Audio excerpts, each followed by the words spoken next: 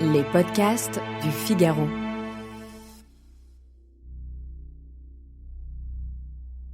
Et si créer un visuel était aussi simple qu'une recherche Google ? Et s'il suffisait d'écrire « Une femme astronaute marche avec assurance sur la surface de Mars » pour voir apparaître, quelques secondes plus tard, des images répondant parfaitement à la requête et d'une qualité professionnelle. Cela n'est pas de la science-fiction, c'est même déjà la réalité. L'image de cette femme astronaute fictive a fait la une du magazine américain Cosmopolitan en juin 2022. Elle a été créée par une impressionnante intelligence artificielle nommée DALL-E, qui appartient à la société américaine OpenAI.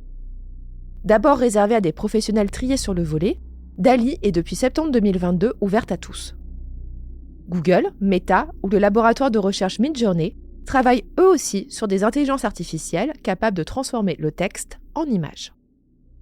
Les images créées par des machines vont-elles envahir Internet ? Ces IA auront-elles un droit d'auteur sur leur création ? Et surtout, vont-elles mettre au chômage des hordes de graphistes ? Je me suis précipitée sur DALL-E pour voir de quoi cette IA était désormais capable. Je ne vais pas vous mentir, c'est bluffant, et j'ai tout de suite vu comment cet outil pourrait m'aider à illustrer certains articles. Mais cette technologie charrie aussi son lot d'interrogations. Mais voyons d'abord comment elle fonctionne. La société OpenAI a pour but de recréer le fonctionnement du cerveau humain. DALL-E est en réalité ce que l'on appelle un réseau neuronal profond qui ne cesse d'apprendre. Il ingère d'immenses bases de données d'images, le plus souvent trouvées sur Internet, et, tel un enfant, il apprend des concepts en observant. À quoi ressemble un chat ? C'est quoi la couleur jaune ? Qu'est-ce que l'automne ? C'est quoi le style art déco ou le courant impressionniste ? À quoi ça ressemble le fait de manger, de réfléchir, de courir, d'avoir peur ou d'être amoureux ? C'est comme cela que DALL-E compose ses images, en reflétant la vision qu'il a du monde, ou du moins, celle qu'on lui a mise sous les yeux. Et c'est là la première limite de ces intelligences artificielles. Si elles apprennent à partir d'un corpus d'images perclus de stéréotypes, elles vont les reproduire. Par exemple, un PDG sera forcément associé à un homme grisonnant. Et la beauté à une femme jeune et très mince. Mais on peut corriger ces biais en tapant des requêtes précises. Mon PDG, je veux que ce soit une femme asiatique de 40 ans.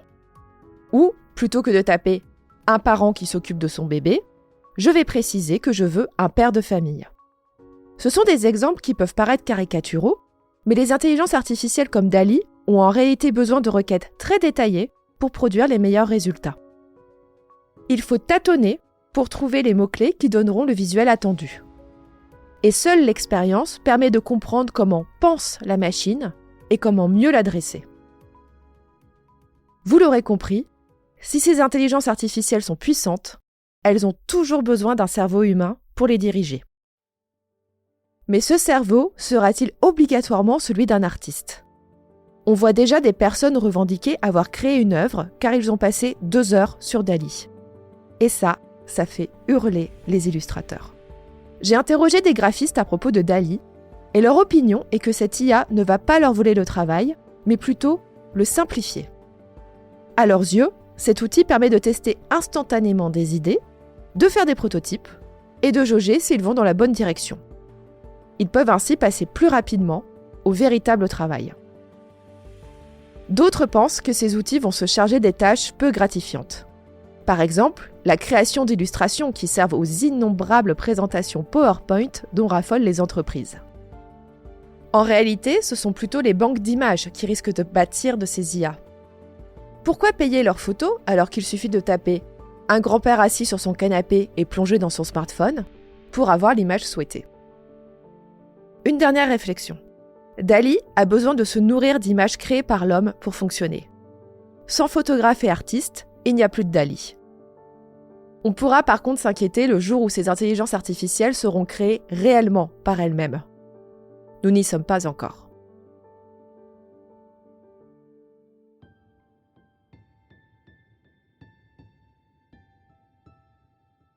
Merci d'avoir écouté Question Tech. Je suis Chloé Voitier, journaliste au Figaro Économie.